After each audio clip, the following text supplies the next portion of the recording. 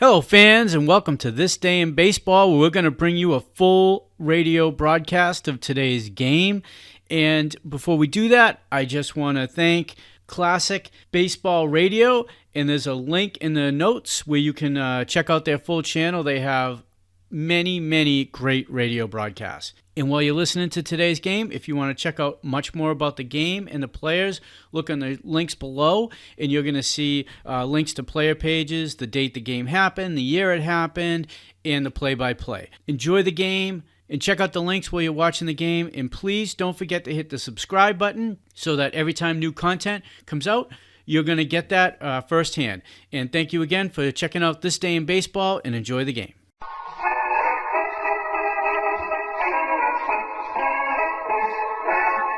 Brewed Burger Beer brings you the Cincinnati Reds with Wade Hoyt and Claude Sullivan.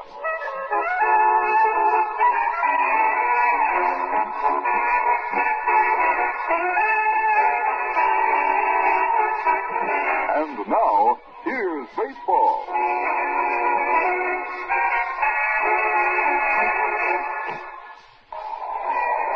Well, good afternoon, everyone. This is Wade Hoyt speaking to you from Cinc in San Francisco, California, where this afternoon the Cincinnati Reds close their season with the San Francisco Giants. And this is Wade Hoyt talking to you. On behalf of Claude Sullivan, myself, and the Burger Brewing Company, we do want to welcome you to this broadcast today. We hope you'll enjoy the last game that the Reds play this season. Pittsburgh has defeated Chicago, we understand, and that makes it mandatory that the Reds win the day to even tie for third place, which means that the Reds are going to step on the gas. Now, the Reds are going to start Billy McCool today. McCool has won 9 and lost 9. The Giants are starting a young left-hander by the name of Dick Estelle. So now today, the Burger Brewing Company completes its 24th consecutive year as the baseball radio sponsor. Now, we of the Burger Brewing Company would like to thank you for all your patronage through all these years, and we hope that you'll continue to enjoy Burger Beer tonight, tomorrow, and for all days after. Okay? And we'll get to the more personal side as we go on to the ball game. There will be no prepared commercials for Burger today. The Cincinnati Red lineup today: Tommy Hoffer is leading off, playing in left field. Pete Rose at second base, batting second. Vada Pinson, the center fielder, batting third. Frank Robinson in right field, batting fourth. Darren Johnson at third base, batting fifth. Don Pavletic catching, batting sixth. With Tony Perez playing at first base, batting seventh. Leo Cardenas, the shortstop, is batting eighth. And Billy McCool is getting his second start of the season. He started once earlier this year. McCool has won 9, he has lost 9. For the San Francisco Giants, Tito Fuentes, a right-handed hitting shortstop, is leading off. Willie McCovey, the first baseman, batting second. Willie Mays in center field, batting third. Jim Ray Haas, the left fielder, batting fourth. Jesus Alou, the right fielder, batting fifth. Jim Davenport, the third baseman, batting sixth. Hal Lanier, the second baseman, batting seventh. And a young catcher who actually lives in Covington, Kentucky, Bob Barton, will be the catcher for the San Francisco Giants today. And Dick Estelle, the young left-hander, will do the pitching. He has no record as yet. Bob Barton came up from Atlanta, and Estelle came up from Tacoma. The home plate umpire today will be Mel Steiner behind the home plate. Al Barlick will be at first base. At second base will be Augie Donatelli. And third base, Stan Lanton. I haven't seen around yet. I haven't found out. It has been, it's escaped my notice, the umpires for the World Series. I haven't seen any notification of that.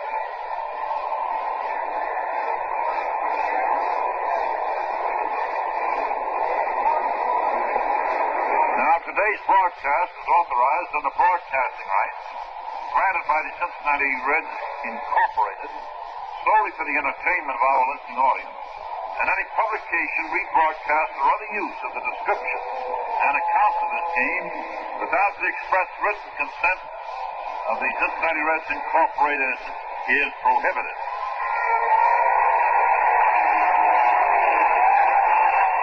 So the Giants have taken the field.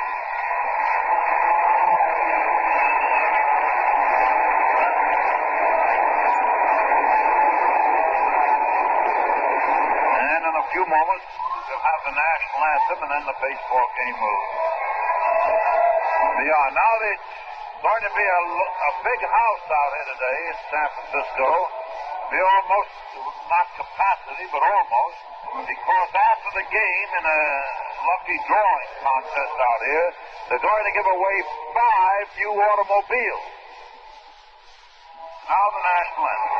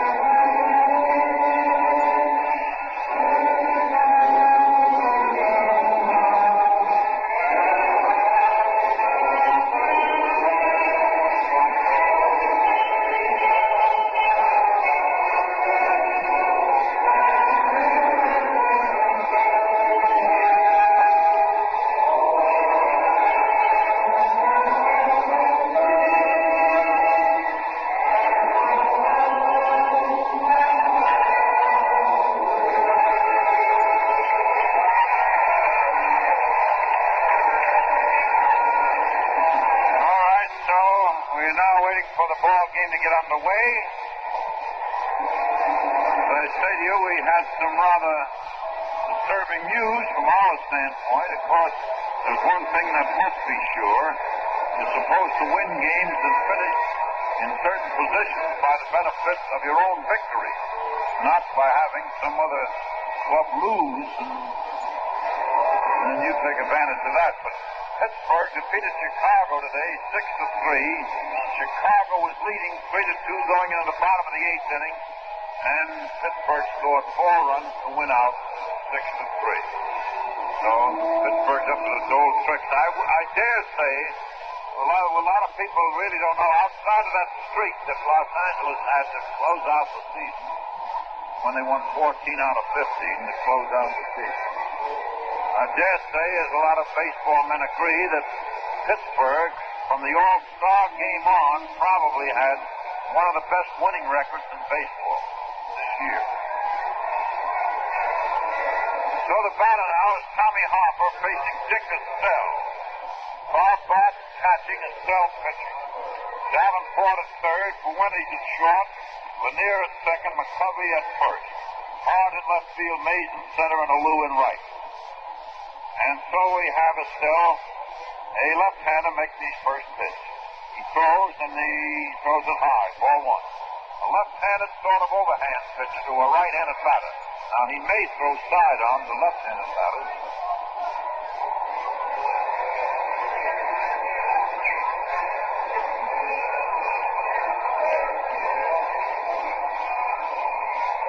There's a foul that hits the backstop. 1 ball, 1 strike.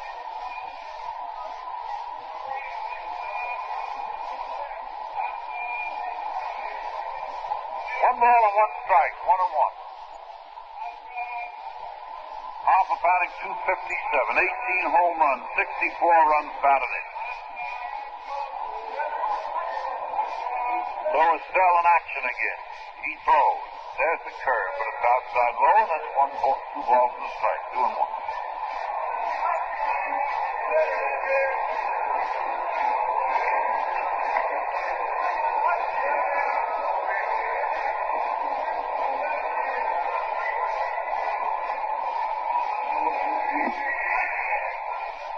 Two balls to strike.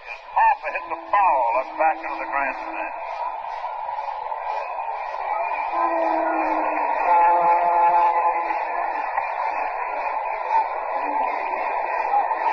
Two balls, two strikes, 2-2.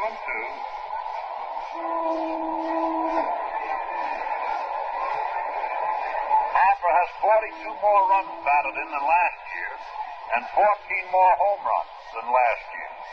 Pitch to Tommy now is low, and that's 3 balls and 2 strikes, 3-2.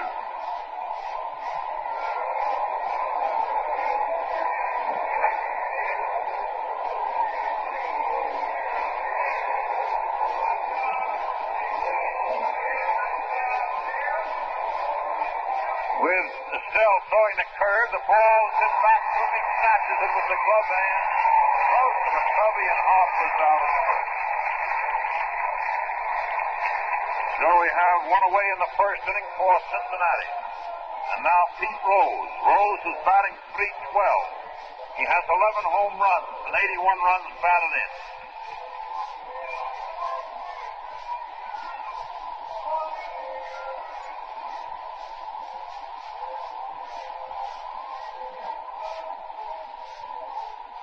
The pitch now to Pete. Pete takes it. The strike one call.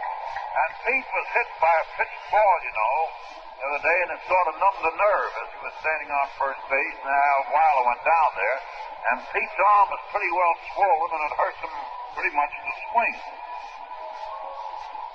1 ball, no strike. No balls, 1 strike. The pitch to Pete is outside. It's one of each. Last year, Pete batted .269. He's 33 points better off this year, batting average, batting .312. He has 4 more home runs this year. He has 11 homers than last year. Goodness knows how many more runs batted in. He has 81 runs batted in last year, only 34. Pete takes it low, and that is ball 2 balls to strike, 2-1. 47 more runs batted in than last year. So he's been having a big season, and he leads the club in a couple of departments. Leads them in triples and doubles. The pitch to Pete is outside low, and that's ball 3. 3 balls to strike. He has 11 triples to lead the Reds in that respect, and he has 35 doubles, and he leads the Reds in that respect. And he's been up 4 times than any other Cincinnati batter, 669. Pinson has been up 666. Pete is 1 double behind him and 1 triple behind him. He's pitching there now to Pete. Pete ground out over second, but the second baseman fields it, and Pete is out of first, as Lanier threw him out of first base.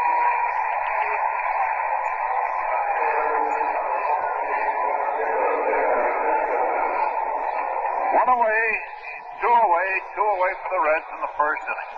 Vada Pinson has hit safely in 26 consecutive games. 1 hit today would tie him with Eddie Roush in that particular department as the Cincinnati Reds, not in the National League. Pinson is batting .305, 22 home runs, 94 runs batted in. And he pitched now to Pinson. Pinson takes it low outside, ball 1. He has Davenport playing back at third, and he was about to try to bunt one in there.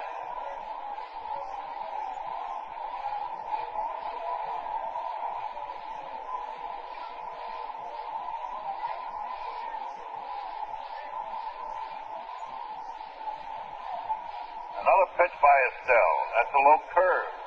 Ball 1, ball 2. Pinson is 49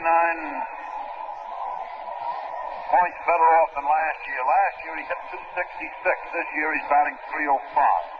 He had 1 more home run last year, but this year he has batted in 10 more runs than he did last year. So Pinson is having a better season than he did in 1964. Estelle pitches. Pinson. Oh, the ball hit his bat, bounced down to the second baseman. Lanier scooped it up and throws Pinson out. He didn't mean to hit that ball. He tried to duck it. But nevertheless, it wound up as an out. And in the first inning, the Cincinnati Reds no on the base. And we go into the bottom of the first inning. It will be Fuentes, McCovey, and Willie Mays coming up in that order. Place Rose at second base. Tommy Helms has replaced Rose. Rose's arm is bothering him too much to continue. So Tommy Helms is the second baseman, going into the bottom of the first inning. So Rose's season is over.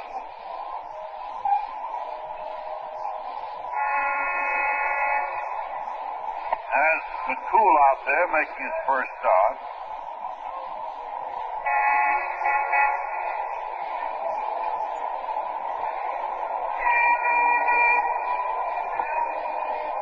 Helms at first base.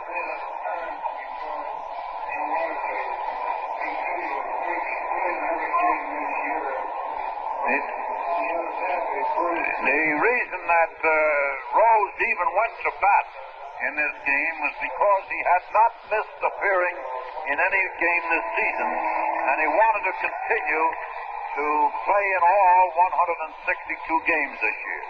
So Pete stayed in there to go one time at bat and be a player as a matter of record in his 162nd game. So Helms is playing second base now. The pitch to Tito Fuentes, he hits foul. Into the grandstand, strike one. Fuentes is batting .221, no home runs, 1 run batted in.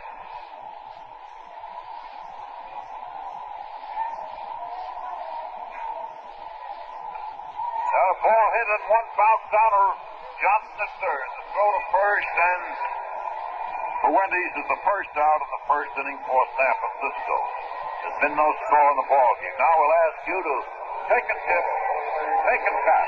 We ask you to continue with half draft beer and spark of brewed burger beer. Always.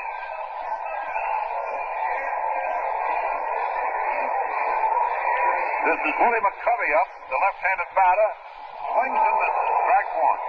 McCovey is batting .277. 39 home runs, 92 runs batted in. Willie McCovey.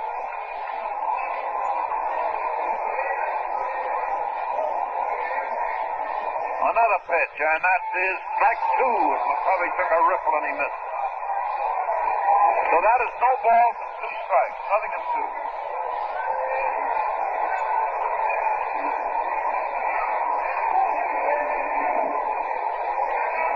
Nothing in 2. McCool throws the curve, but it's inside.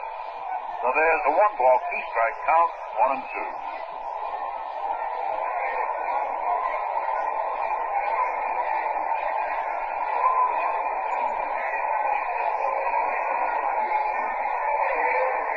The pitch once more is low outside, and that's a 2-2 count now on McCovey.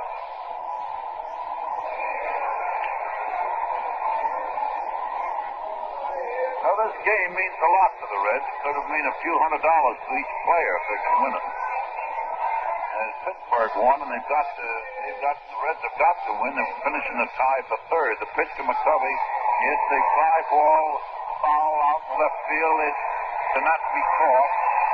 Bounces into the grandstand.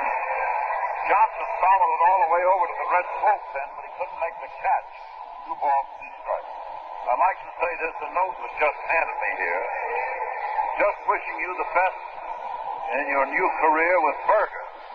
Thank you for many enjoyable years of listening. My father, Louis Grody, knows you and has listened to every game in Cincinnati and is most probably listening now, so will you say hello to me? Somebody hit a long foul outside of the ballpark, and that is 2 balls, 2 strikes. This is signed M.J. Young. M.J. Young. So hello to Mr. Louis Grody in Cincinnati from Mr. Young. M.J. Young. So Willie McCovey with a 2 ball, 2 strike count, and McCool fires and McCovey hits a high pop-up out beyond third base. Fair ball, Gardner catches it over near the foul line, and McCovey is an out. Two away for the San Francisco Giants to the bottom of the first inning. Willie Mays getting a big hand coming to the plate. Willie Mays batting .317. 5 home runs, 111 runs batted in.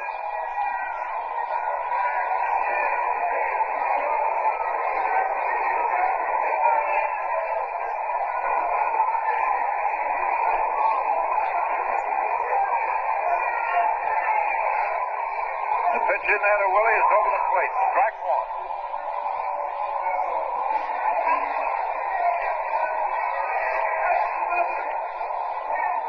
No balls and a strike. Nothing in one. As he throw again, is hit foul back into the grandstand. So no ball, two strike count. Nothing in two. The Arabs are chasing it around on it.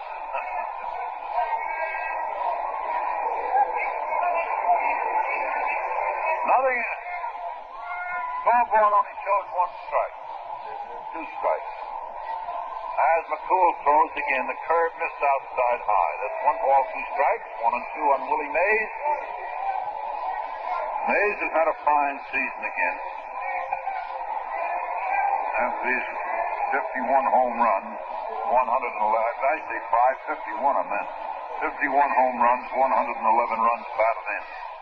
Willie's leading the league in home runs all by himself. The pitch is low, and that is 2 balls, 2 strikes. McCovey is second with 39. So Willie's had a big year, hitting over 51 home runs. A great many of them I was in just when they were needed, too. 2 balls, 2 strikes, 2-2 on Willie. As McCool is throwing again, Willie hits the fly ball to right field, right to Robinson. Easy catch for Robinson. He makes it, and Willie is the third out of the first inning. So,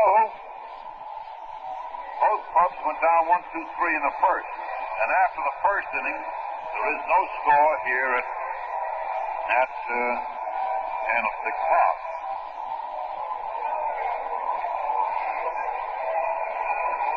I just want to talk to you for a moment now. There are going to be no commercials, no burger commercials today as such. In other words, we're just speaking to you. For instance, I got a nice letter, I had a nice letter handed to me from Ed and Betty Fath, F-A-T-H. And it's, I want to thank Ed and Betty Fath from Dayton, Ohio, for this very nice letter and special delivery, and it was received all right here at Candlestick Park. And I want to thank so many people for so many sentiments that they have expressed by both letter, telegram, and any way that it's arrived. I thank all the public on behalf of the Berger Brewing Company and myself, because Berger and I are especially proud of the fact that we've been with you for 24 years, that you must have seen something in the quality of Berger, and modestly and need to tolerate us for all these years.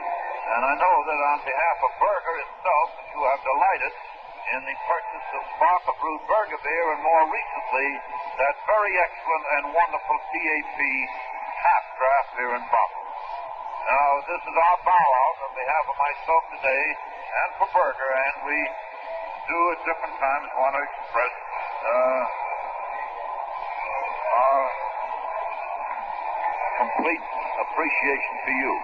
But I don't want you to think by any chance that the Berger Brewing Company is going out of business. They'll be very much alive and probably will remain as Cincinnati's #1 selling beer. All right, second inning in Claude. Run on 3 hits and 1 left, which is their total for 2 innings. 1 run, 3 hits, 1 left. The Reds have 1 run, 1 hit, and 3 left. And before we give it back to Waite, we would like to speak for Bill Wigglow of Cincinnati, who's well known at the ballpark, for a telegram which he sent us, and would perhaps, we think, express the sentiment of many, many of the fans of Wade Hoyt. The telegram goes this way. Thanks for the memories of baseball at its best. For years of happiness, you're great. We appreciate the efforts of our Wade. And you can bet the millions of fans will never forget. So thank you so much. Well, that's the sentiment we think of so many, not all of Wade's fans, pretty well expressed by Bill Wigglow. So we're 1-1 at the end of 2 innings. And here again is Wade Hoyt. All right, thank you, Claude, and thank you to Bill Wiganlaw. I think Bill understands that.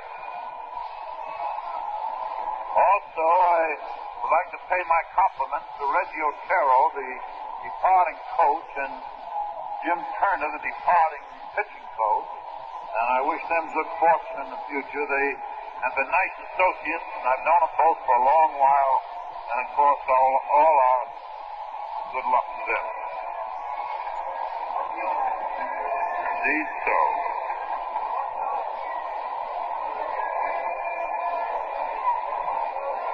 We have Tommy Helms now leading off in the fourth inning for Cincinnati. In the third inning, pardon me, score 1-1. The pitcher there to the Helms, low outside.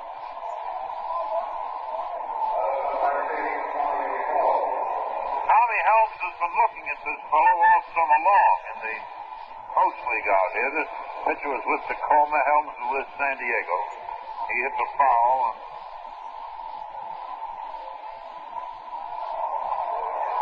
so there's a ball and a strike, 1-1.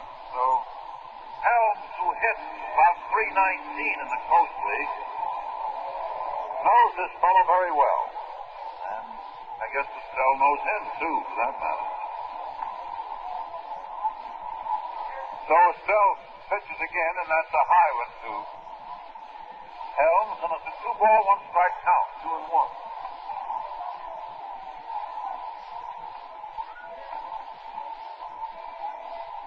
Low on Tommy, batting right-handed. The pitch by Estelle Helms, he hits foul into the grandstand. Oh, may not reach the grandstand. Yes, it does. In the second row of the box seats alongside of first.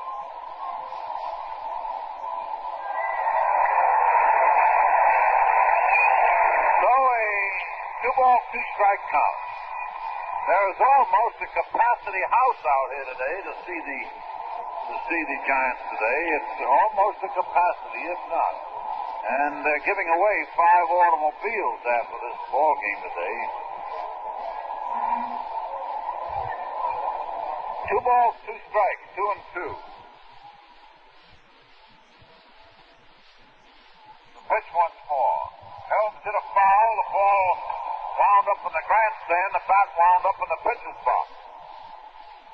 2 balls, 2 strikes.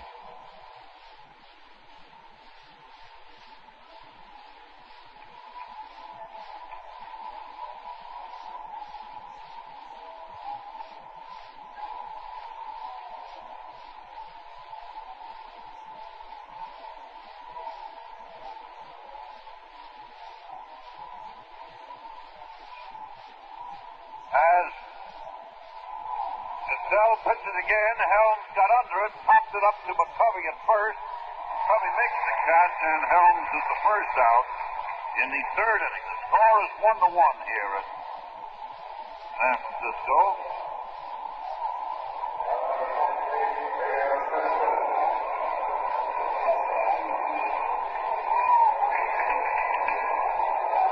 Vada Pinson up now.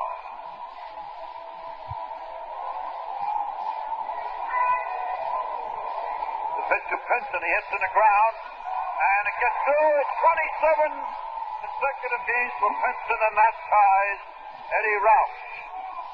20 hits safely in 27 consecutive games. That ties Eddie Roush.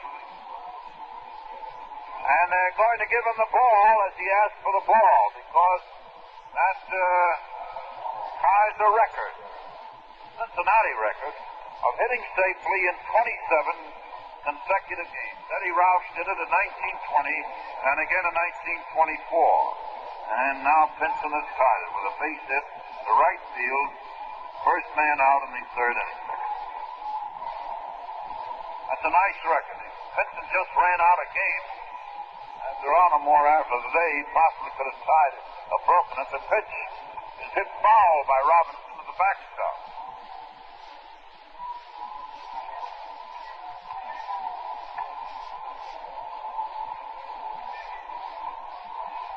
So it's 1 strike, no balls, 1 strike.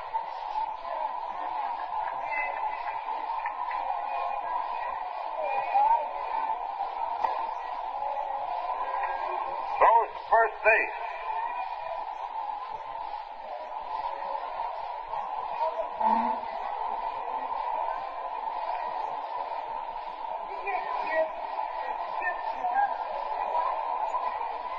As the throw again, there goes pitch, and the ball is hit out dead center. Willie Mays is fading with it, close to the 410-foot mark. He makes the catch as Robinson hit the ball almost 410 feet only to have Willie Mays catch it. The pitch once more, that's outside high, and that is 3 balls and no strikes on Pavletic now. 3-0, 2 men out for the Reds in the third. The score is 1-1 here at Candlestick Park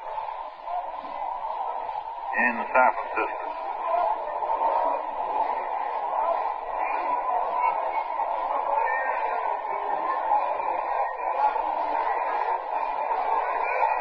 As the pitches, strike one call.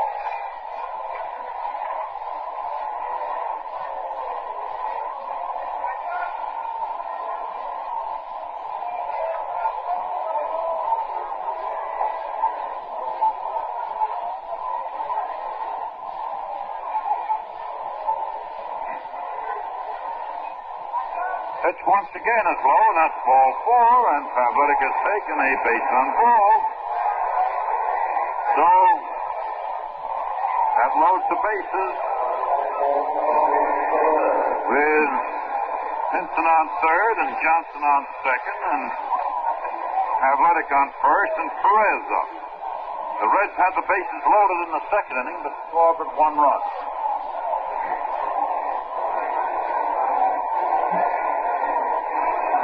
Tony Perez, he was walked intensely in the second inning.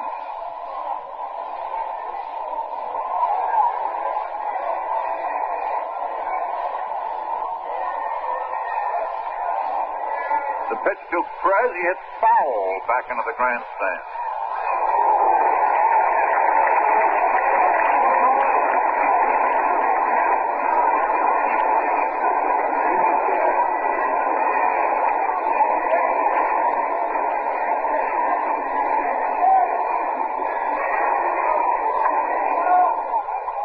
There's a pitch outside. That's a 1 ball, 1 strike count. 1-1 on Perez.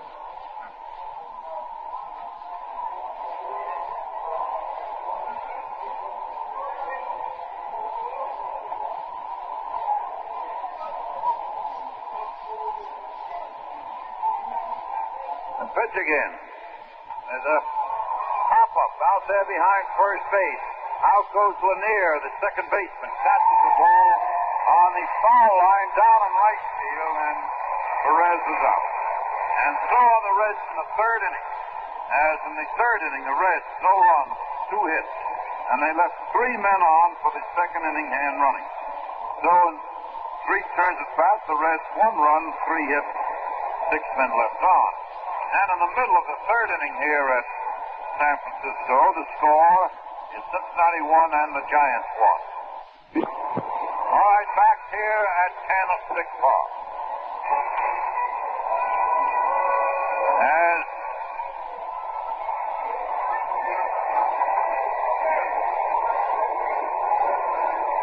we move in now to the bottom of the third inning, and the batter will be the pitcher, Dick Castell.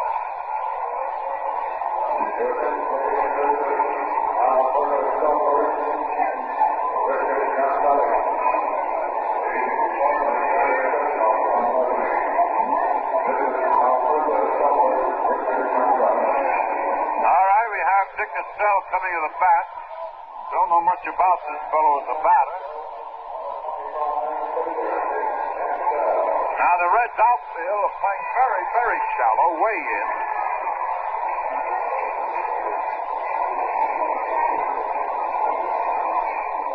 And the pitch to Castell, he takes a swing, he misses. Strike 1.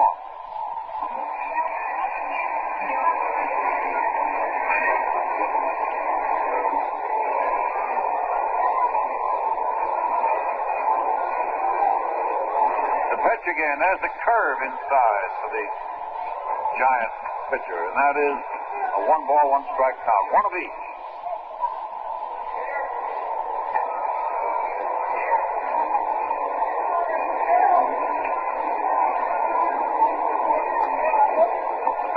outside. 1 ball, 1 strike, 1-1.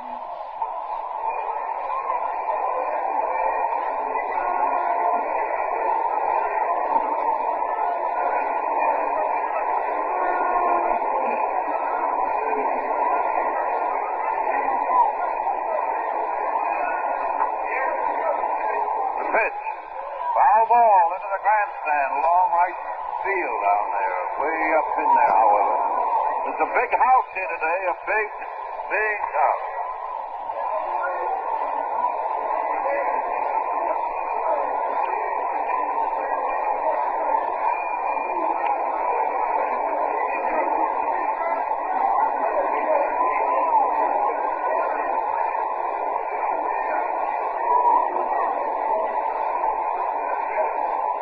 Ball hit in the ground. Hit down to Johnson. Johnson feels it's supposed about at first. The fellow did a complete about face before he started to run. Swung around, went around like a button on the kitchen door, and then started for first base.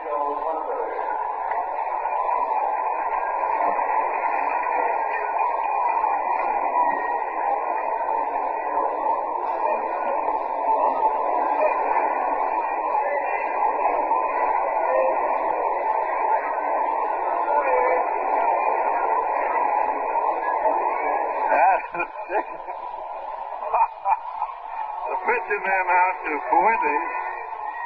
You know, when Jack Moran left a few years ago, a mighty good appetite left, but we replaced him later on with another one named Sullivan. The pitcher's in there, and that's to Fuentes, so he took it, and it's 2 balls, no strikes. So a fellow in the next booth is having a hot dog, and Sullivan, who had a mighty big lunch, roast beef lunch, you might call it, which is usually somebody else's dinner. Why, this is only an hour ago. Sullivan's mouth is drooling. Look at the pitch to Fuentes, he popped foul, and back here over the backstop. And to anyone who might employ Sullivan in the future,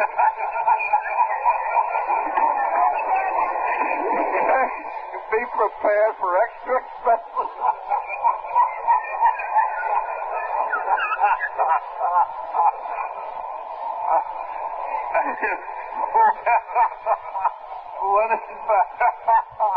When he's starting this low and ball 3 and 1 up for winning.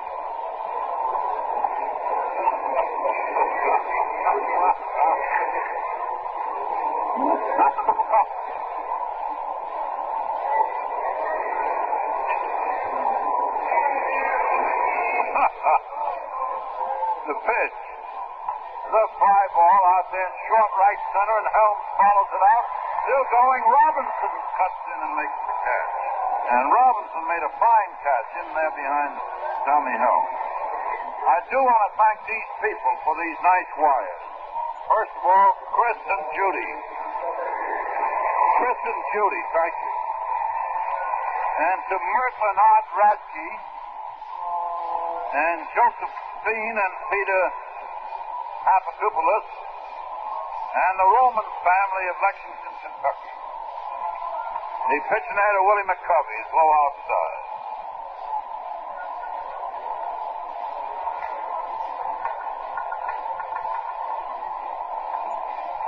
One ball, 1 strike. Friends, don't forget that delightful tap beer, will you? Take a tip, take a tap, and buy yourself a nice 8-pack of tap. The throw again. As McCovey wound up on that one when he swung, and he missed. He went with everything he ever had with that swing. But McCool got it by him, and it's 1 ball, 1 strike, 1-1 on McCovey.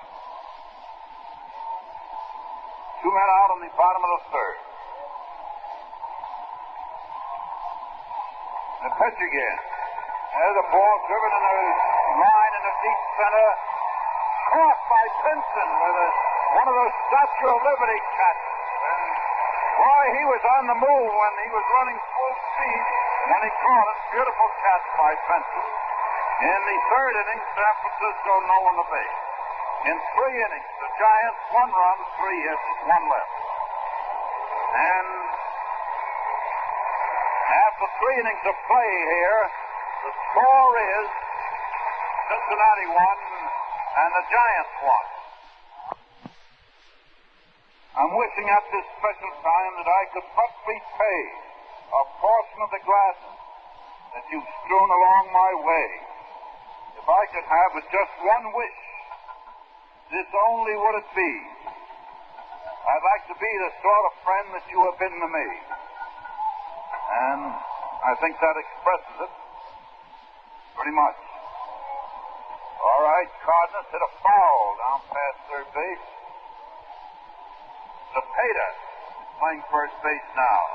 As McCovey is out of the game, Cepeda is at first base.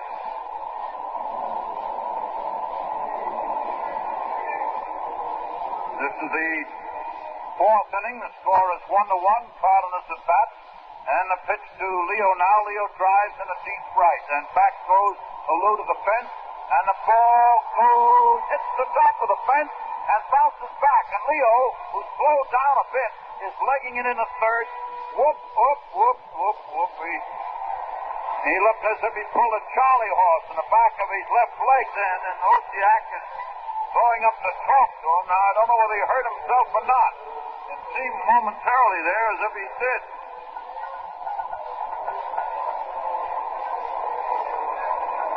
He's holding the back of that left leg. But at any rate, Cardenas tripled. Cardenas started in the first run with a sacrifice fly in the second inning. He's on third now. The batter is Billy McCool. Now, wait a minute. There goes Murphy out. Doc Murphy going out there to ask Cardenas if he's okay.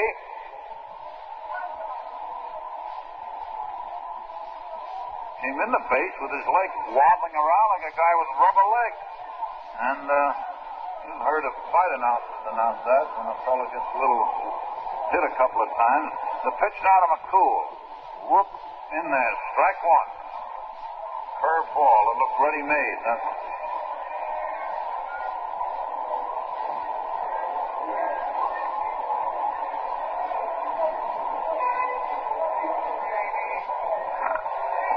That's outside, and that's ball one. One ball, one strike, 1-1.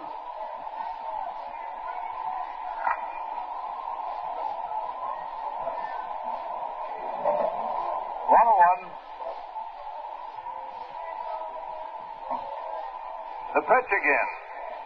Well, there's a ball bounced down the third baseline, fielded by Estelle, and McCool is out at first base.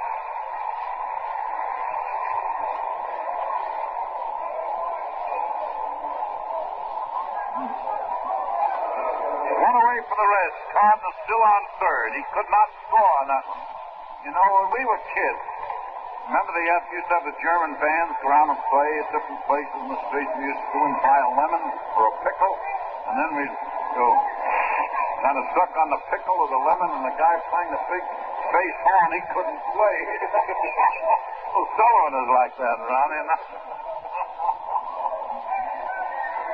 As Harper is up to the plate, and Harper takes a high one. That's ball one. One ball, no strikes. 1-0.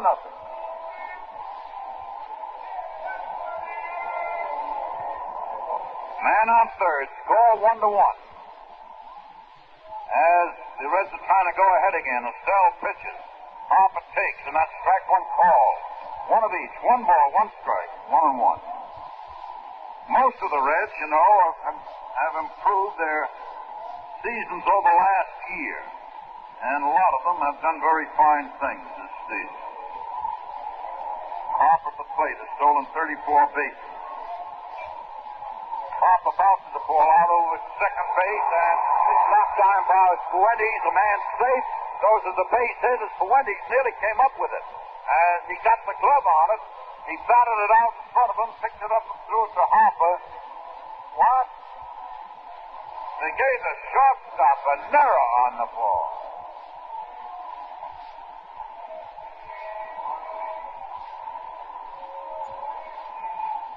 Boy, he would have been lucky to have made the play at first base. He would have been lucky. He was lucky as it was. He'd have knocked the ball down, and they charged him with an error. The ball is bounced again to Fuentes, who's throwing it to first base now, and Helms is out at first base. And Harper's on second. The run scored, however, Harper does receive credit for a run batted in, and the Reds are leading 2-1. Oh, boy. Look, Willie Mays had hit that. It would have been a cinch hit. Bader misses. He went hard at that one. No balls, 2 strikes, nothing in 2. Nothing in 2.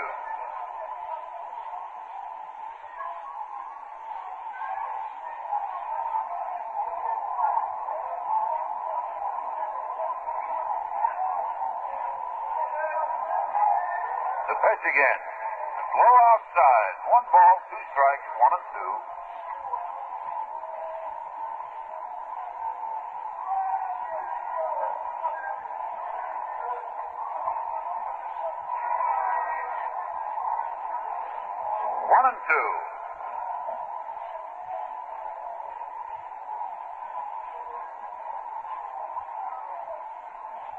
Cassell throws. The curve bounces off the catcher. Here comes Harper over to third base.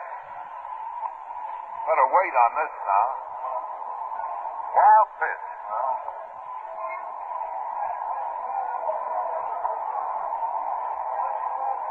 Wild pitch and Harper on third.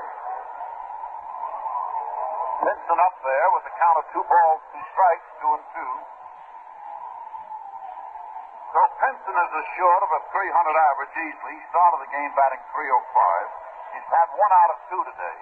Rose will, of course, hit about .311. The pitch made now is another ball hit the ground, but the catcher blocked it. And that is a 3-ball, 2-strike count on Pinson. And of course now, with the fans here feel that with Robinson coming up next, that would be a poor place to walk Pinson. 3 balls, 2 strikes. As Dick Castell, the left-hander, is getting ready to work again. He throws. Pinson takes it for ball 4, and that's the 6th base on balls in 4 innings that young Castell has given up. So Harper's on third. Pinson is on first. And the batter is Frank Robinson, who walked in the 2nd inning and flied out to deep center in the 3rd. He hit in the 3rd inning. Robinson hit a ball 400 feet, and it was caught by Willie Mays.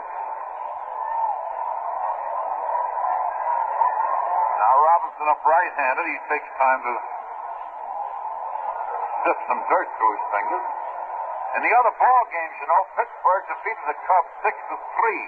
The Mets and the Philadelphia Phillies 0-0 in the 6th inning. Los Angeles leading Milwaukee 2-0 in the 5th.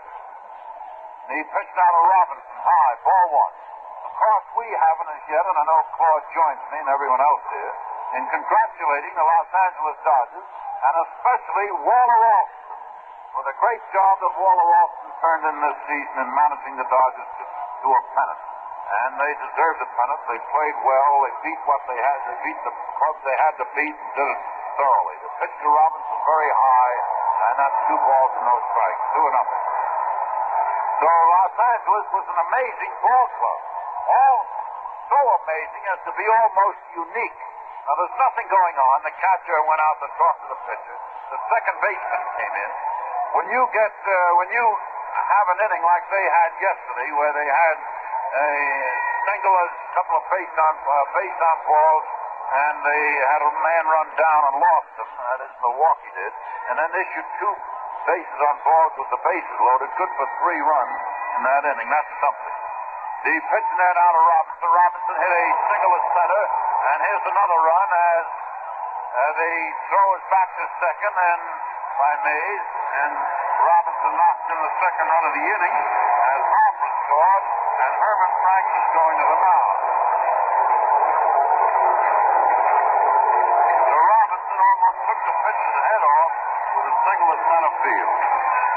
So Harper scored, Pinson stopped at second, and Robinson himself was on first. That gives Robinson 113 runs batted in for the year. Last year, Robinson had 96 runs batted in. So he's improved his runs batted in by 17 so far. And Bob Poland is being brought in now. Poland coming in to face Darren Johnson. 22nd base identification. This is the Burger Beer Baseball Network.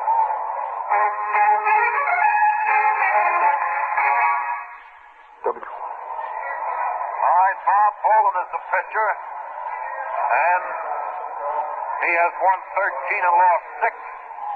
Bob Poland. So he's brought in now to try to stop the Reds. The Reds are leading in this game, 3-1. The Reds have 3 runs, 5 hits, no errors. San Francisco 1 run, 3 hits, 1 error so far in this ball game.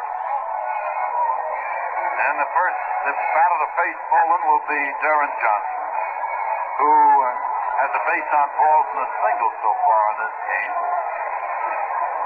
There were 2 men out in the 4th inning.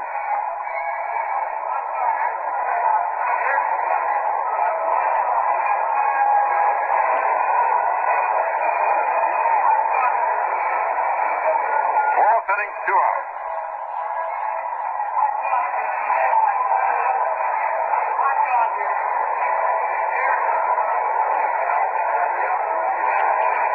So the right-hander takes time to throw a few.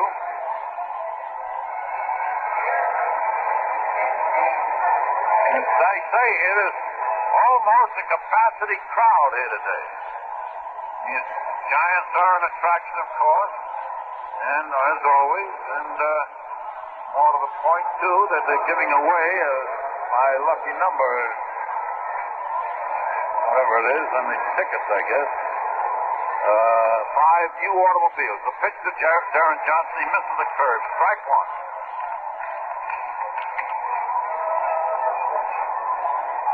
Darren Johnson batting right-handed. Runners at first and second.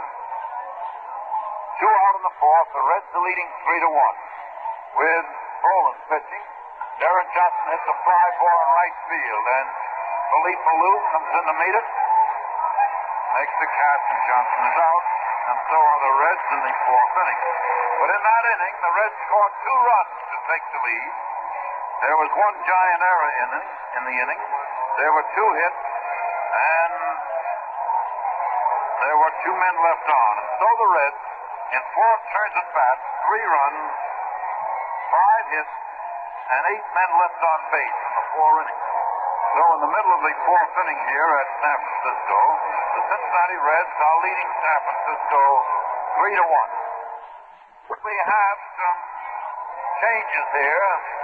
Harper has moved into play second base. Robinson has gone to left field, and Shamsky in right field. And Helms has moved over to short. So there have been some few changes. Actually, 4 defensive changes. Harper at second. Evidently, Cardin's leg is bothering him. Cardin's leg is bothering him, so they made Harper the second baseman. Helm at short. The pitch to Willie Mays. Low. Ball 1.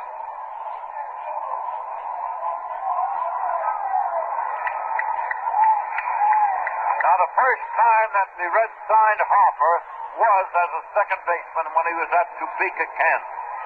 The pitch to Mays. Mays drives a line drive over the left field wall for his 52nd home run of the season. And the line drive into the home run area out there behind the left field fence.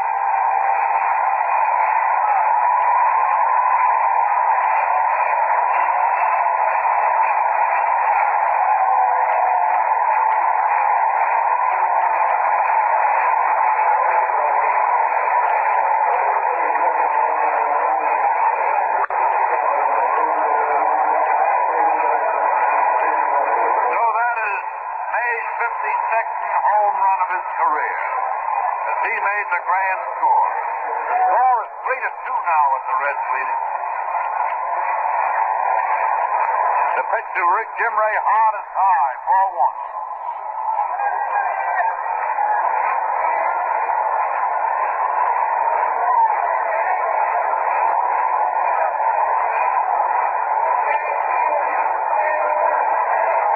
Another pitch.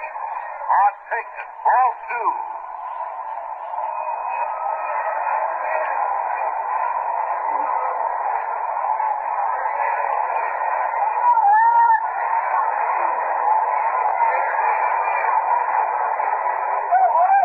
There's a high fly ball foul down in right field as Harper went down and fell and may have hurt himself.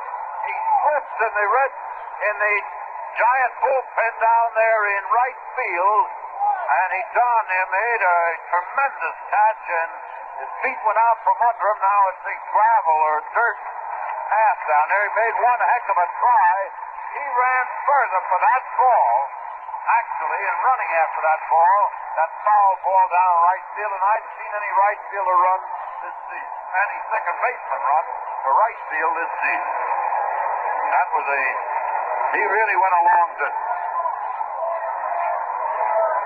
Once again, I would like to say to the Roman family, to Chris and Judy, to Myrtle and Art Radke, to Josephine and Peter Papadopoulos, thank you a great deal for those lovely telegrams. The pitch now to Hart is outside. That's a 2-ball, 1-strike count, 2-1.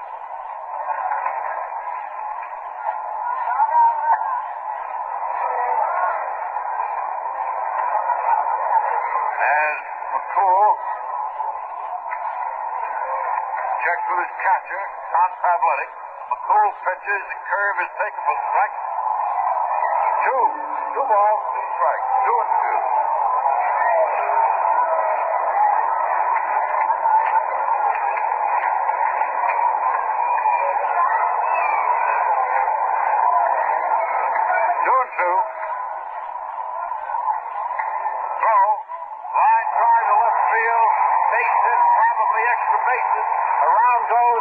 Jim Ray Hart running into second base. Robinson returns the ball. It's a double.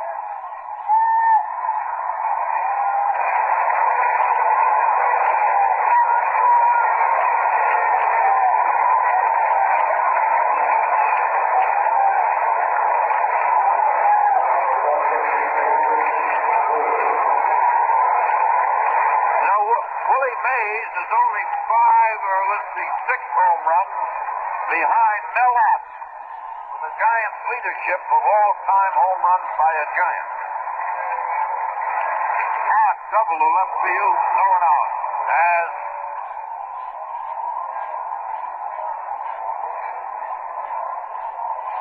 Jesus Alou was hit on the hand by a pitch there, and now he is taking first base.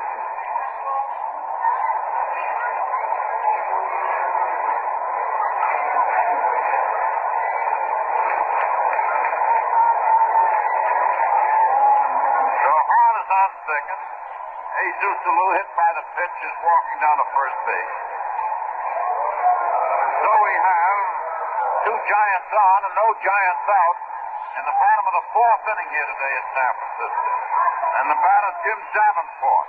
The score is 3-2 with the Reds leading. Good on that left hand, and he already had a sort of a splint on it of some description, and whether he's out of the game or not, I don't know. Herman Franks was out consulting with Cookie Lavaghetto, the first base coach, and they're pointing to somebody on the Giant bench.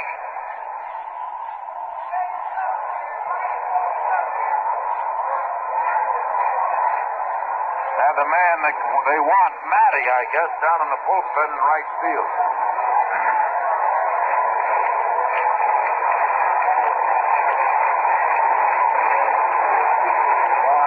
Matty or not.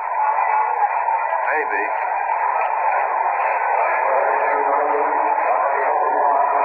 No, Matty Alou is running for his brother.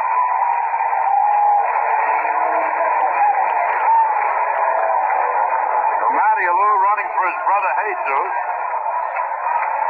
is on first base, and the pitch now to Davenport is low. Ball one. 1 ball and no strike.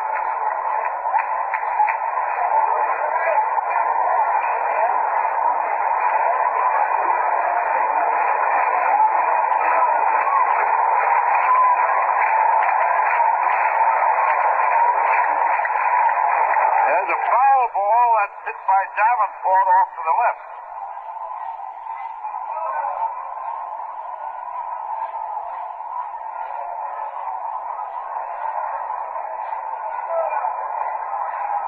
One ball, one strike, 1-1 on Davenport. As he backed out of the box, there was something in his eye. As McCool fires again, there's a ball fouled off the glove of Pavletic. So it's a 1 ball, 2 strike count, 1-2.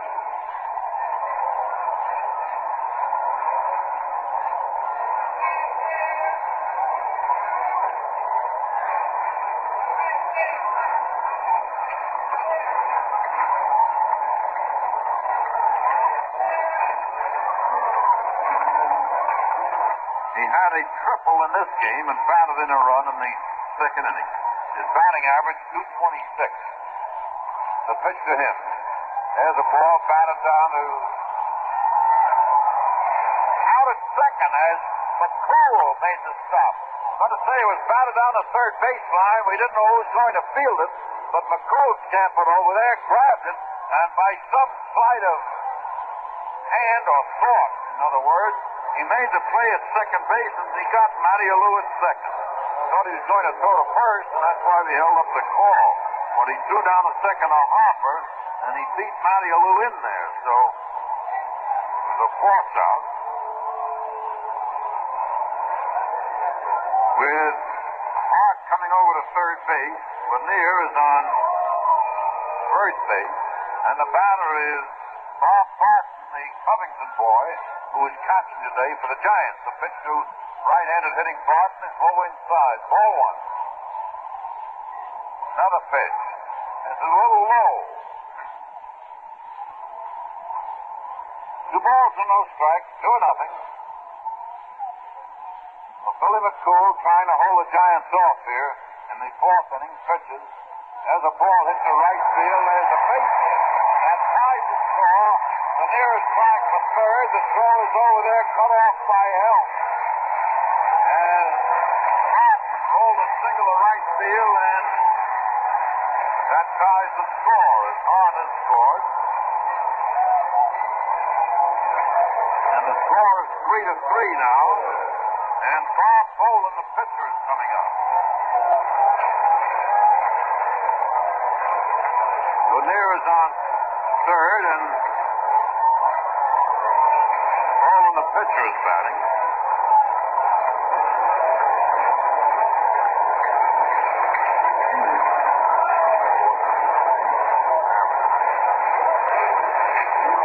First ball hit the bat, flew into the grandstand. Strike one. Boland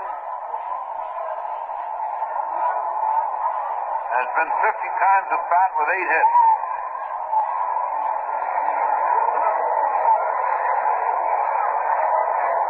As McCool checks again, throws. There's a curve, but it's low, according to umpire Steiner. 1 ball, 1 strike, 1-1. The score is 3-3 here in the bottom of the fourth inning at San Francisco. Take a tip, take a tap, and enjoy that tap beer always. The pitch again. That's another curve, and that's a low one, and that is the throw to third base. As Athletic momentarily lost control of the ball, but he recovered quickly, and Lanier made a bluff to come home.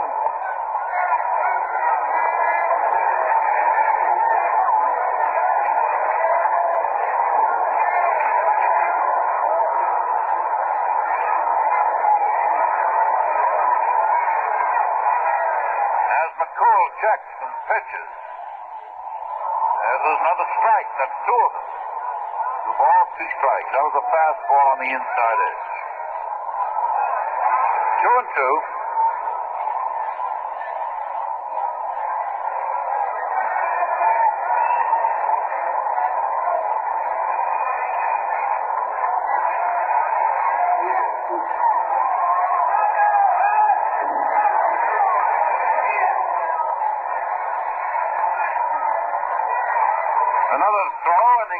hit back to McCool, who spares it, throws to first, and the man is out. So in the fourth inning, the San Francisco Giants came back with 2 runs, a home run by Mays, and there were 2 other hits in the inning for a total of 3. And they had 2 men left on base. And so the Giants in 4 turns, 3 runs, 6 hits, and 3 men left on. So after 4 innings of play here at San Francisco, the score is Cincinnati 3 and the Giants 3. Now, a little while ago, we read to you a little bit of poetry which expressed my opinions and those of the Burger Brewing Company of the appreciation of the fan. Now, to tell you the truth, down to the many, many years that I've been broadcasting, to the many, many years in which I have played baseball, there have been many, many great ball players, and I've seen many, many great athletes. And I would like to read a stanza of Grantland Wright's famous poem, The Long Road. And this expresses our sentiments for those players who I have played with, whom I've watched for many years as a radio man. And this is my expression as I bow out today, as this is the last day to yours truly. And far off I hear the rolling, roaring cheers, and they come to me from many yesterdays, from record deeds that cross the fading years and light the landscape with their brilliant play. Great stars that view their days in fame's bright sun, I hear them tramping to oblivion. And I say to you again, on behalf of the Burger Brewing Company and myself, that the activities will still be for Burger. Burger will be very much alive, and I will be appearing in, I hope, in your eyes and in your presence in a new type of position, and I hope now that we'll always be together in some way or another. All right, Don Pavletic now leading off in the 5th, and here's Claude. We are not giving out with many Burger commercials, as we felt that today was a day of goodbyes, more or less, in the sense that we just want to be intimate with you and say goodbye to you. But I assure you, as I do every inning, that the Burger Company will be very much alive in the future and will be just as active in many, many ways as we have been for the last 24 years. But to D. McCoy, one of the bartenders of Cincinnati, I had a very nice score sheet, a big one, that I could fill in testimony of the final game here. And he said, I just thought perhaps that I would like this for your last broadcast can be filled in by yourself or maybe all the personnel involved in the last game. Would be a nice keepsake. And it's signed just another one of your bartender friends here in Cincinnati who hates you to retire. So to all the bartenders in Cincinnati, thank you. And also to Betty Deary, thank you a great, great deal. And this is from Lois and Ralph Everett. We want to thank you for all the many hours of pleasure that you've given us. Wish you good luck, good health, much happiness in your new career. God bless you. P.S. We will always buy Burger beers, says the wire. So I think that's testimony in itself that Burger beer is appreciated by a great many people. All right. The batter now is Billy McCool, Billy McCool leading off in the 6th inning, and the pitch to him by Poland is strike one call. The Cincinnati Automobile Club is well represented in town today with Jack Coon, Judge Otis Hess, and Trimble Smith, and Lou Simon, and any other number of Ralph Peters, and any other number of men here from the Cincinnati Automobile Club. They're having a big wing ding in town. The pitch to McCool, he hit foul. He hit it into the backstop, and that's strike 2. You know, I speak about the Automobile Club from the standpoint that we have so many of the safety patrol kids out there at Crosby Field during the summer. And they've done a great work in that direction, and I know that that appeals to everyone. The pitch now to McCool, he takes a cut and he misses for strike 3. So Bowen struck out his third man as McCool swung and missed. So it's the sixth inning. There's one out for Cincinnati. And the score here at Candlestick Park is 3-3. San Francisco with 3 runs, 6 hits, and an error. The Cincinnati Reds 3 runs, 5 hits, and no errors.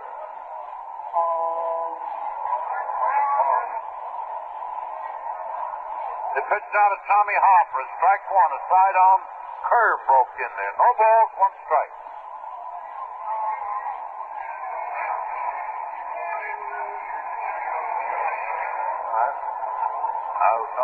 The pitch to Harper. He's foul. To Bud Coons, the president of the Burger Brewery. Your father is here, and he says to stay on the job. Your father's having a good time.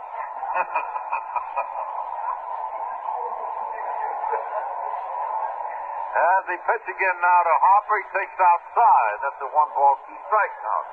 1-2.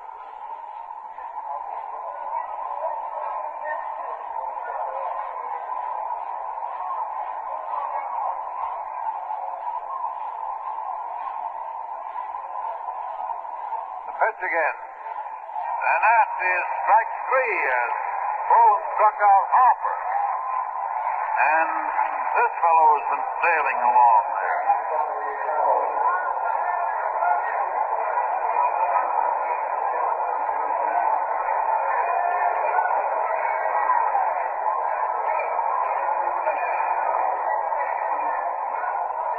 Batter is Tommy Helms. Helms hit a foul to the backstop.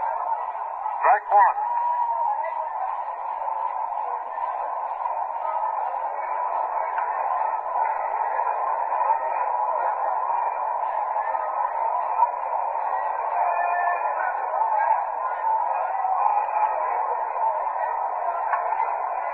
There's a ball hit in the ground, bounced off the knee of Tito Fuentes.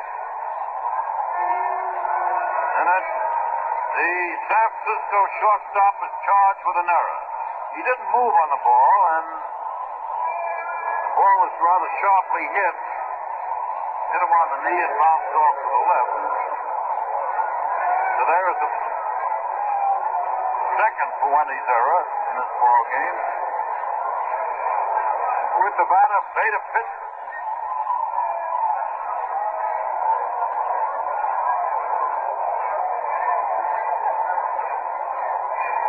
He pitched to Pinson as ball 1. 1 ball, no strikes. 1-0.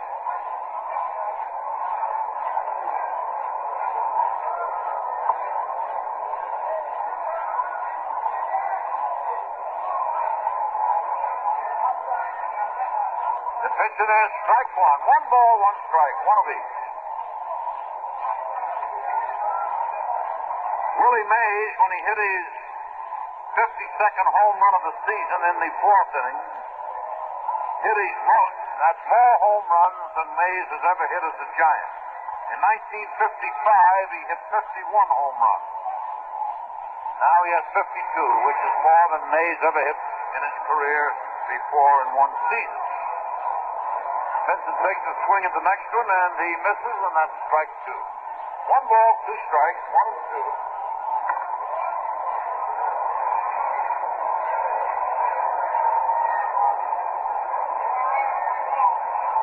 The throw, Benson grounds back to the pitcher. The pitcher flips it to first base, and Benson is out at first. And so in the top of the 6th inning, the Cincinnati Reds, no runs, no hits, and a man left on. The Reds have 3 runs, 5 hits, and 9 men left on base. Well, in the middle of the 6th inning, the score is tied at 3-3. As for Tap, premium draft beer in the 12-ounce bottle. Tap premium draft beer is in the economy 8-pack. And if there's one thing that you'll like, it will be that Tap. T-A-P. Tap.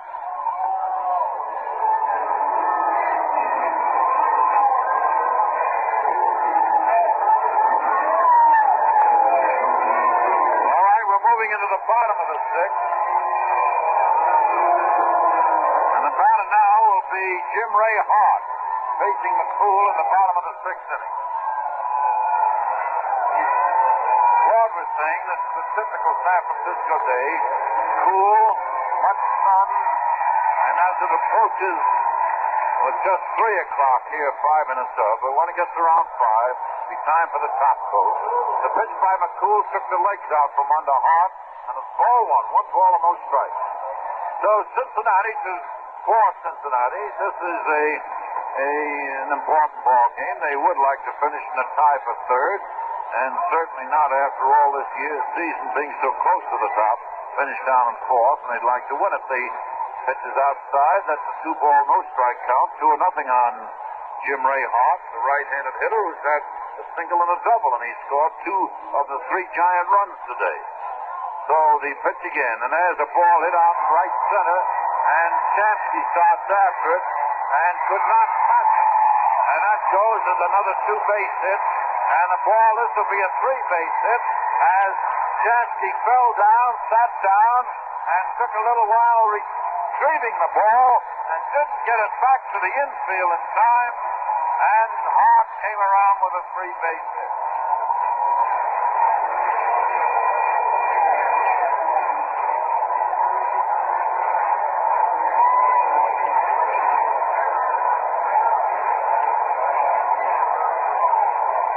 So there's a triple by Jim Ray Hart.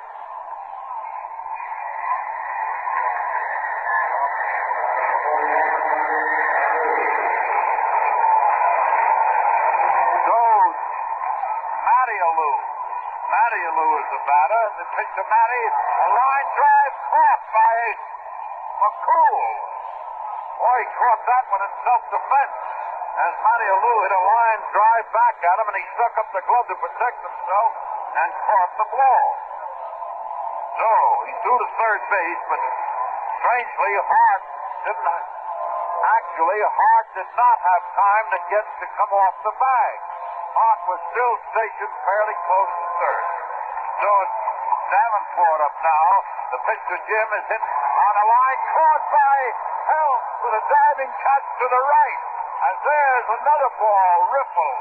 And Helms made the grab. Boy, what fireworks are taking place here.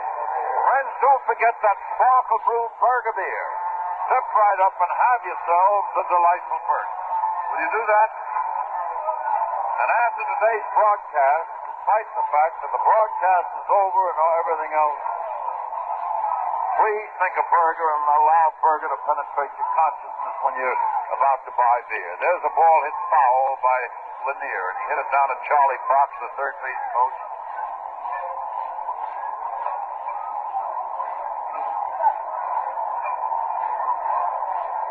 Goes Johnson at third and Helms at short. Harper at second as 2 Reds infielders were hurt today. Perez at first, Robinson left, Vincent center, Chansky right. Foul ball hit against the right field box seat, and that's a no-ball, 2-strike count. 0-2.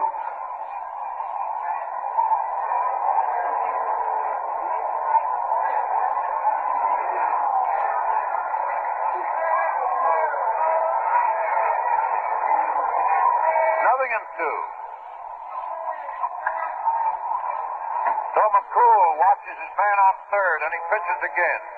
Whoop, outside, high, almost a wild pitch. Athletic went out and got it, and it's a 1-ball, 2-strike count, 1-2.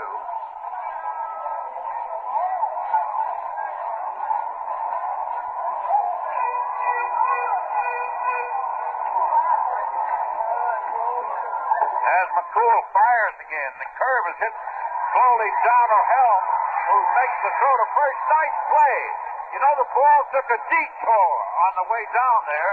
It hit the side of the pitcher's mound and rolled another way. But Helms got it. Lanier was out, and McCool got out of the inning after Hart triple with no one out. And so in the 6th inning, San Francisco, no runs, 1 hit, and a man left. In 6 turns at bat, the Giants, 3 runs, 7 hits, 4 men left on, and 2 errors. And the score going into the 7th inning is Cincinnati 3 and San Francisco 3. Now we've read you a couple of very interesting little poems here today to sort of emphasize the situation, and I think they have been apropos and to the point. And I do want to, as we go into the closing inning of this broadcast and the closing innings of my career in association with baseball, and I do want to thank so many people, everybody listening out there, and also, not the least, of course, the Berger Brewing Company for giving me this opportunity all these years, and the Berger Brewing Company to be credited with their staunch support of the Reds for 24 years. And I do want you fans to know and realize and appreciate how we feel. Now, Mr. Hal Slutz, the president of the Worthington Holland Company, sent me a very fine poem in which says goodbye, and I think this can be exemplified by this poem in the way I feel and the way a good many of us feel here in this booth. There is a word of grief, the sounding token, a little word bejeweled with bright tears. The saddest word fond lips have ever spoken, a little word that breaks the chain of years. Its utterance must ever bring emotion. The memories its crystals cannot die. 'Tis known in every land, on every ocean. 'Tis called simply goodbye. So Robinson now leading off in the seventh inning. Foul ball. Robinson hits over near the Giant bench and cannot be caught. No balls and a strike on Robinson. He has driven in one run with a single in the fourth. And he had a base on balls in the second. You know, this is a little bit tough, this idea up here today.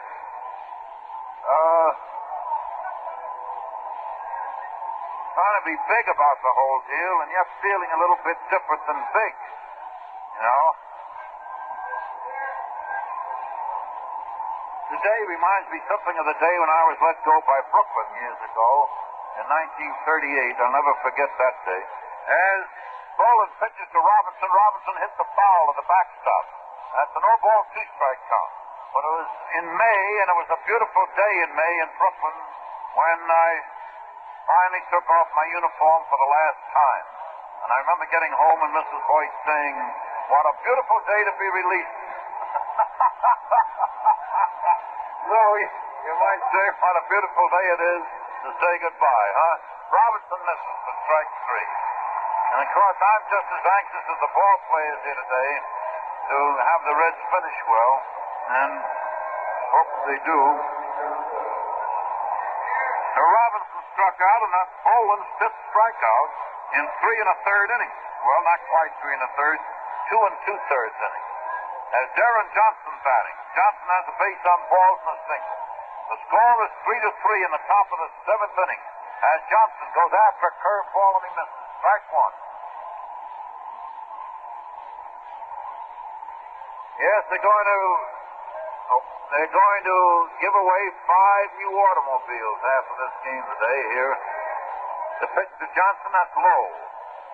Ball one and strike one. In the other games, you know, Los Angeles is once again reaching a shutout, shutting out Milwaukee 3-0 with Milwaukee batting in the top of the ninth inning. St. Louis beat Houston 5-2. Pittsburgh beat Chicago 6-3 and assured themselves of a tie for third. As Johnson misses, that strike two.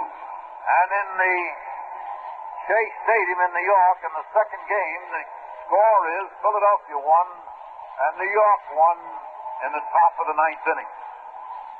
Washington defeated Detroit 3-2. The White Sox beat Kansas City 3-2. Baltimore beat Cleveland 2-1.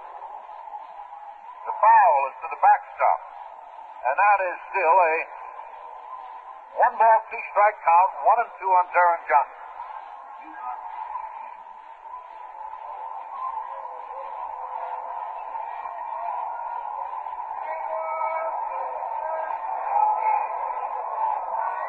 The pitch again. Johnson takes it right at his knees, and that's a 2-ball, 2-strike count. I assume that Chicago White Sox finished second in another league as they beat Kansas City 3-2. As Baltimore won, that would put them third, a game behind Chicago. And the ball is bounced slowly down the third baseline. In comes Davenport, throws to first, out at first base. As Johnson figured he had to play beaten, and he has a word of remonstrance with the First base umpire Pollock, but it doesn't do him any good. He's called out Davenport to the first baseman.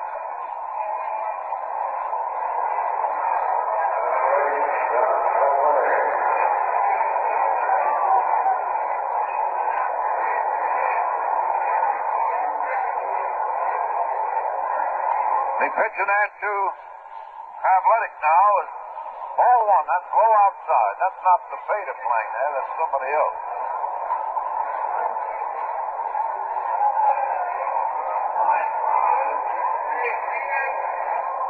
The pitch again is low.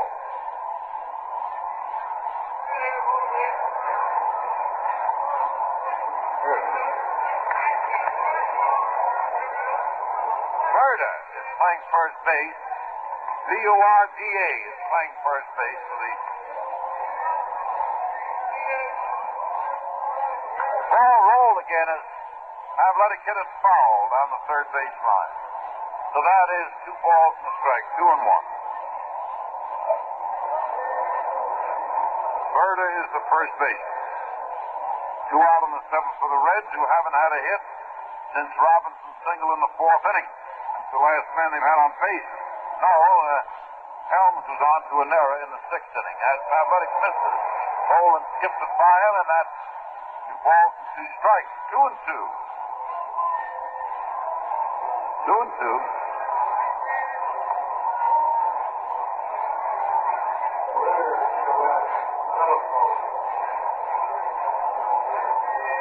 So Boland cut loose again. Strike 3 as Pavletic is called out on strikes, and the 7th inning is over. The top of the 7th inning is over. In the 7th, Cincinnati, no runs, no hits, and no one on base. The Reds had 3 runs, 5 hits, and 9 men left on.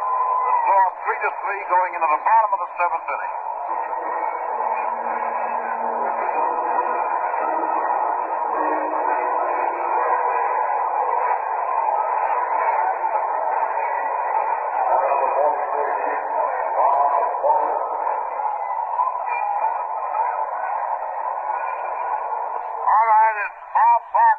Up now, batting against McCool in the bottom of the 7th inning. The pitch now to Barton. He hits off the glove of McCool. This will be a base hit as the man beats it out at first base. Helms came in and tried to field it after it hit the glove of McCool, but he couldn't do anything about it. Goes to the base hit.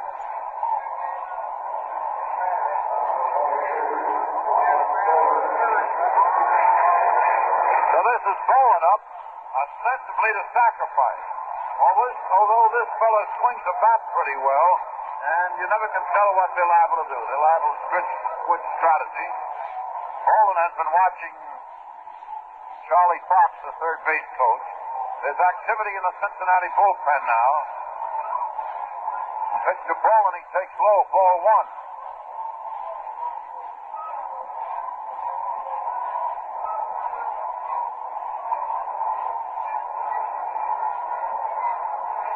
Johnson is way in at third base. Helms, the shortstop, is ready to cover at second. Hoffer at second base, ready to come to first base. As the pitch by McCool, Boland tries to bunt and he misses. The Los Angeles Dodgers defeated Milwaukee 3-0. Los Angeles 3 runs, 11 hits, no errors. Milwaukee no runs, 3 hits, and 1 error. The winning pitcher Miller, the losing pitcher Sadowski. 32,000 down there in Los Angeles today to see that finale. The pitch down to Boland, he swings at it. There it is. I told you. A call just a moment ago saying this fellow is a pretty good hitter. They might switch the strategy. And he hit the ball into left field past Johnson for a base hit. Now Fuente's up there. This fellow is a good runner, and he might bunt to beat it out. This fellow can carry the mail, as they say.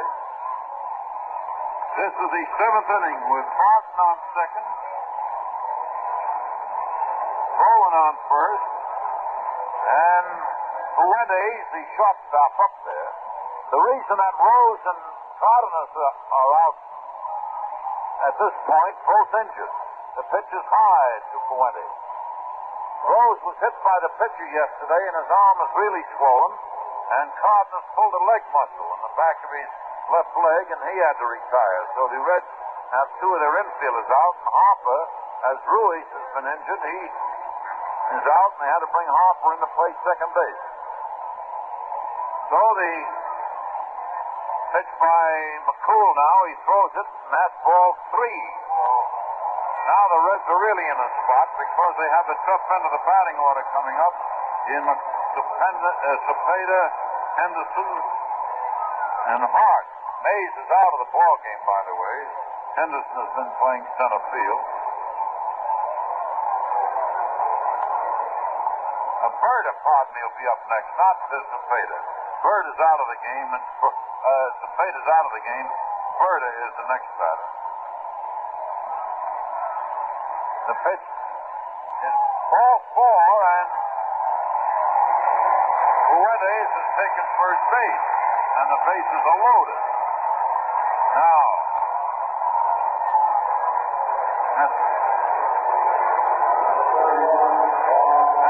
that's the first base on balls by McCool. Way back there in the second inning, the starting pitcher, Estelle, gave the Reds in one inning 4 bases on balls and a base hit, and a sacrifice fly, and we only got 1 run out of it. The pitch in there now to this fellow Berta. The ball is rolled foul down the third baseline. That's strike 1. Berta is batting 115.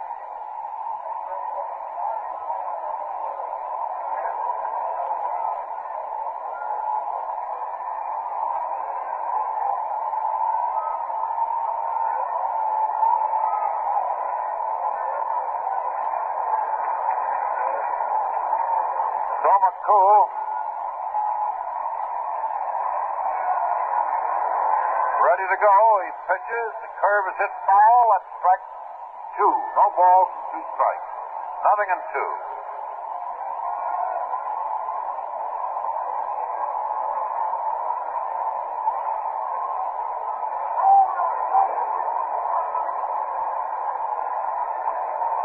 Nothing and 2.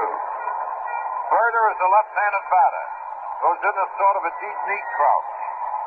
As McCool is in action now, he pitches. Ball bounced down to well, everybody is safe as Johnson cut in front of Helms.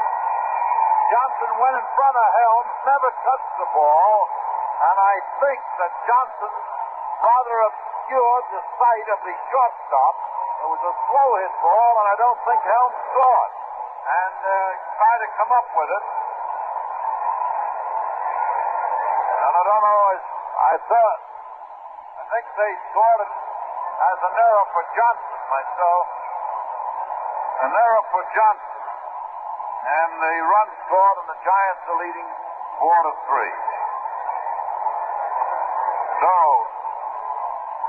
Barton scored from third. Bolin is on third. Fuentes on second. Berta is on first, and the batter is Henderson, who takes the first pitch in there for a strike 1 call.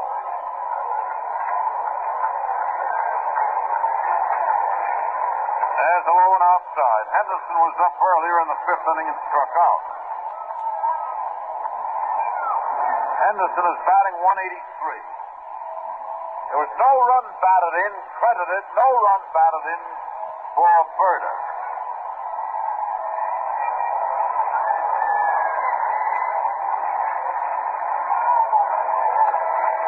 As they pitch now, has a curve, and that's low, and that's 2 balls and a strike. 2-1. The Reds are playing this ball straight away. Robinson in left, Pinson in center, and Shamsky in right. And they're playing just as outfielders would be placed. The infield is playing in. This is a right-handed batter, Henderson, rather a tall boy.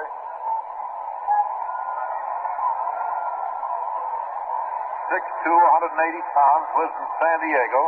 And the pitch now, there's a ball hit for a single to left field. One run is scoring. Around comes Fuentes. Another run is scoring, and the Giants are leading 6-3.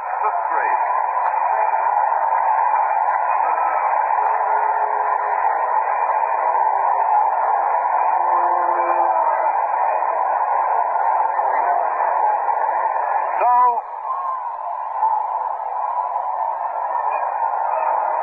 Roland Fuentes scored on that one.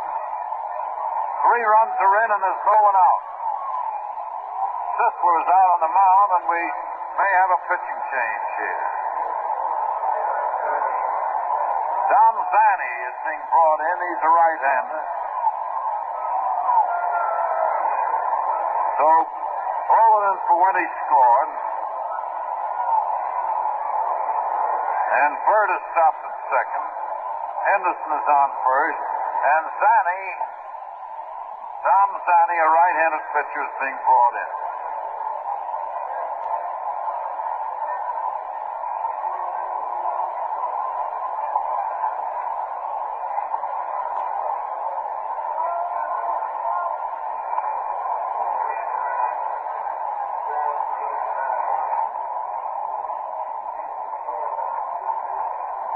The official paid attendance here today, officially paid $39,489.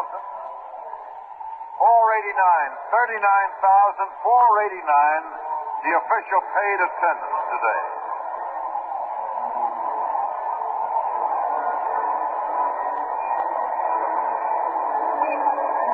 The official road attendance for the Cincinnati Reds this year, the Reds on the road away from home have played to 1,451,838. Their home attendance, 1,047,824. So the Reds have played to around 2,490,000, around in that area, around in there. I haven't had time to count it up. About 2,500,000 the Reds have played before this season. So now we have Tom Zanny in there.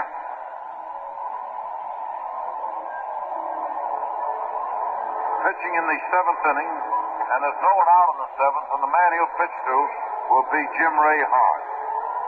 Well, the Reds just haven't been able to run the engine for the last 8-9 games. Sadly, the Reds have won 2 and lost 8 on this trip, and that gets you no place. So Zanny is the pitcher now, and Hart is the batter. There's no one out in the 7th inning.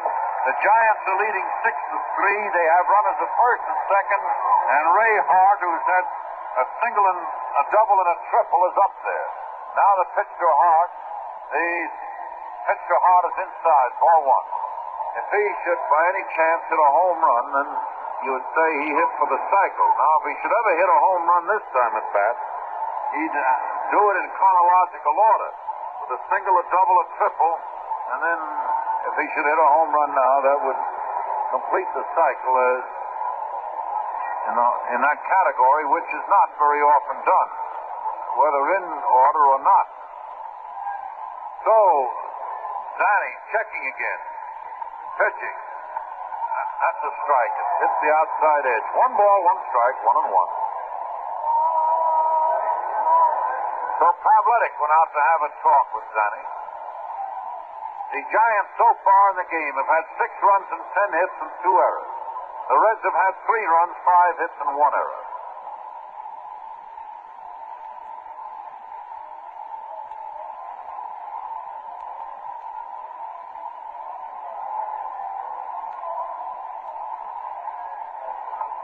Well, Zanny relaxed, and then Hart stepped out of the box.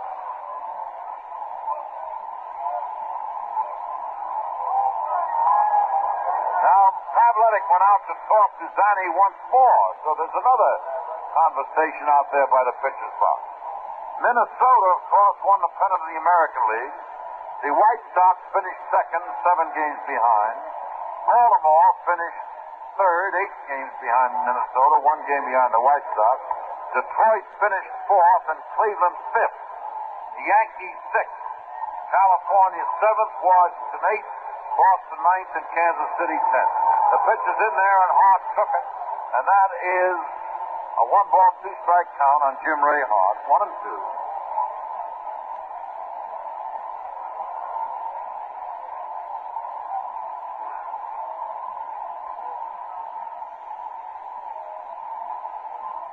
Well, Hart's out of the box again.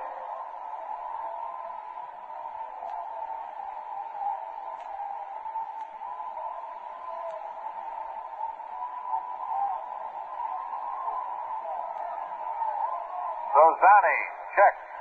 He pitches. There's a pop fly out there back of the infield, and in comes Shamsky. Makes the catch, and there's one away. That's quite a distance from being a home run, that one. So, one away in the 7th inning, still 2 on. And Berta is on second, and Henderson is on first. And the batter is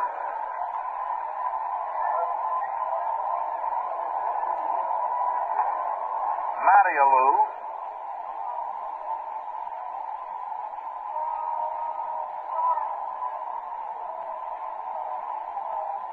Batting left-handed. Last time up, he hit a line drive, which is caught by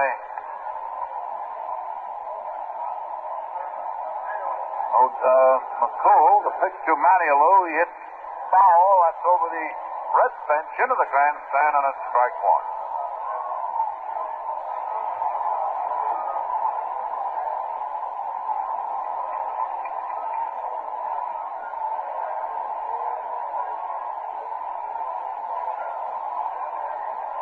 No balls to strike. Nothing in 1 on Mattialou.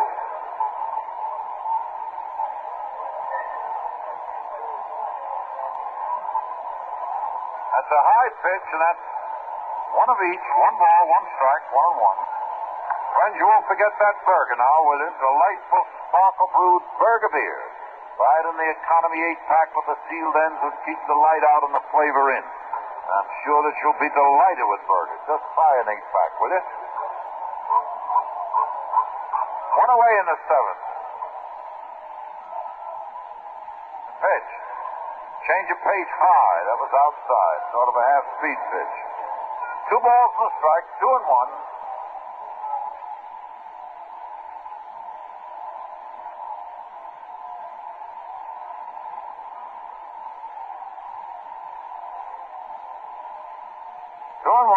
Zanny hesitates. Now he fires. Mattialou fouled it. It's in the grandstand back of the home plate.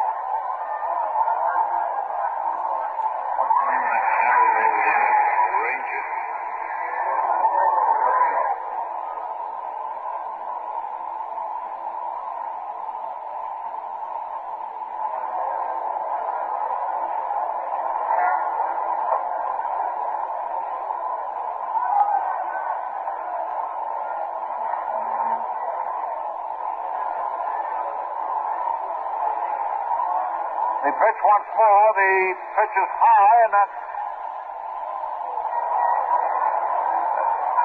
a 3-ball, 2-strike count on Mattialou, batting left-handed.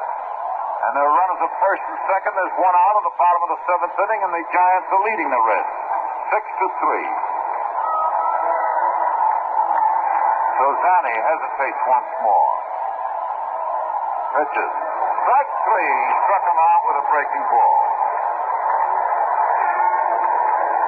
So there's still 2 on, and now 2 out.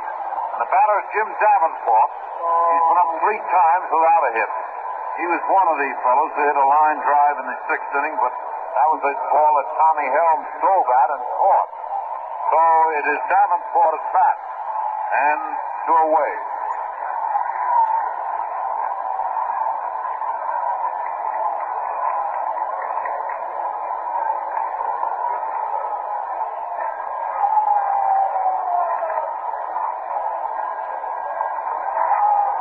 Strike 1 as the judge said he swung at the ball.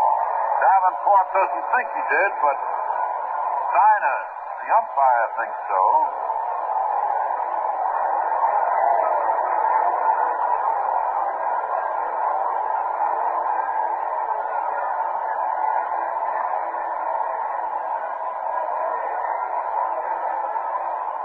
The pitch again. That's inside.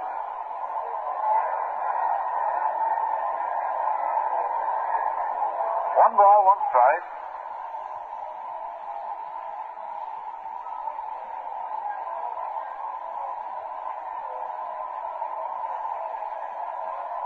The pitch to the plate, strike two, as that was a foul tip.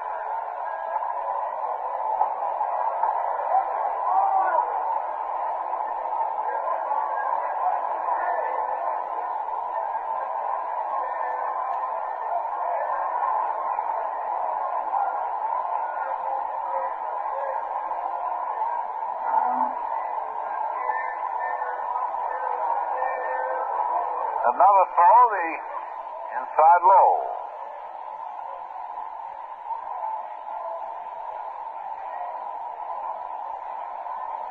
A 2-ball, 2-strike count, 2-2.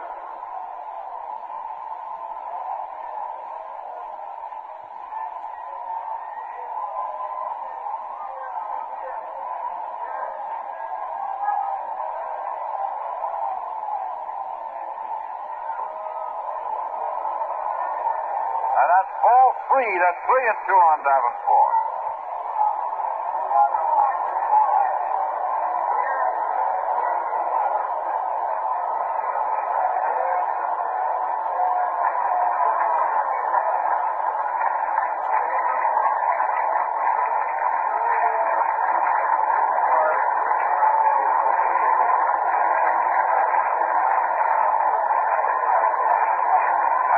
Johnny checks. There go the runners. The ball is hit foul. That's in the grandstand over there to the right. So there is a 3-ball, 2-strike count. 3-2.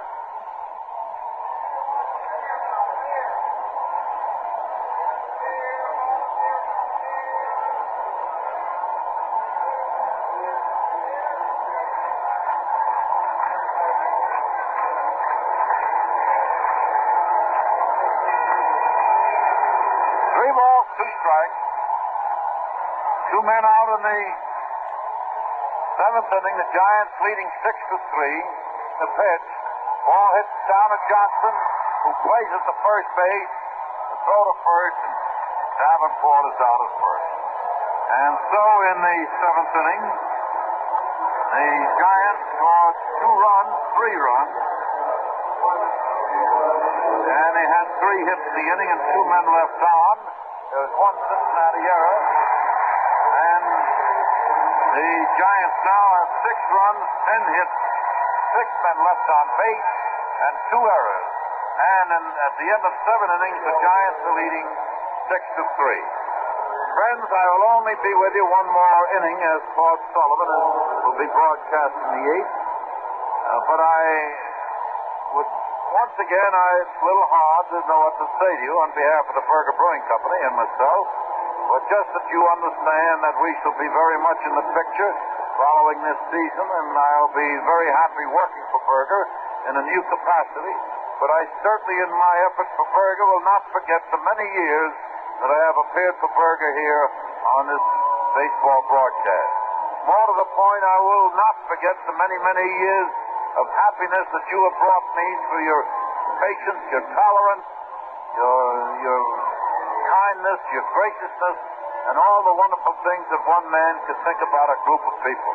And to the baseball public, since I was 15 years old, I owe a deep debt of gratitude, because I don't look upon you alone as the Cincinnati public or you as individuals. I look upon you as a great mass of people who have supported baseball for these many, many years. Despite the fact that you may be John Jones or Gertrude Howe or any other name, you are the replica of those people I knew when I was playing baseball. And perhaps I didn't know you then, and perhaps you're too young to know now. But on the other hand, my deep gratitude, my undying appreciation for everything that you have done for me. And now Claude Sullivan. Helms leading off in the 9th inning for the Reds as the top of the 9th inning starts here at Candlestick Park. Bolin pitches to Helms, who misses strike 1. The Reds' big downfall was this year is that they beat 6 clubs in the league quite handily. But they love losing to the 3 others the way they did. There's a ball hit in right center, and in comes Matty Alou, the right fielder, makes the catch, and Holmes is the first out in the 9th inning. The Pittsburgh Pirates, for instance, defeated the Reds 10 games to 8 in their season series. San Francisco, if they win this one, will have defeated the Reds 12 games to 6. And Los Angeles defeated the Reds 12 games to 6. And it's those 3 teams who caused the Reds all the trouble. And Pittsburgh has virtually, by defeating the Reds 10 games to 8, has finished 3rd, and the Reds probably will finish 4th. And now the ball is popped in the air by Pinson, caught by Lanier, and there are 2 out in the bottom of the 9th. And so, fans, the sort of the instance that I was not looking forward to with any great glee has arrived. As there are 2 out in the bottom of the 9th, the top of the 9th rather, but 2 out with the score against the 6-3, and another career is almost over. Robinson up at the plate with Boland working. The pitch to Robinson, strike 1 call. That was in there. Robinson walked in the 2nd inning, flied out in the 3rd, singled in the 4th, and struck out in the 7th. So he's had 1 hit and 3 official trips today with a run batted in. Robinson will wind up with 113 runs batted in.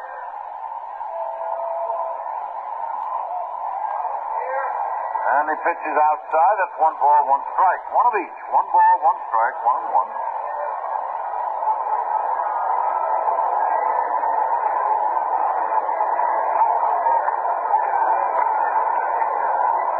As Bob Boland delivers again, Robinson misses. And that is strike 2. 1 ball, 2 strikes. 1-2.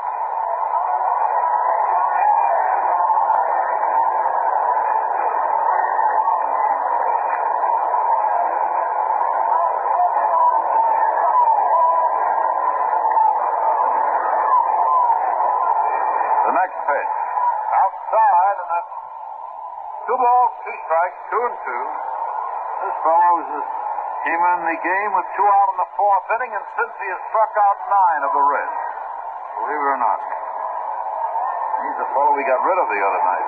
See, we didn't beat him, but we got rid of him.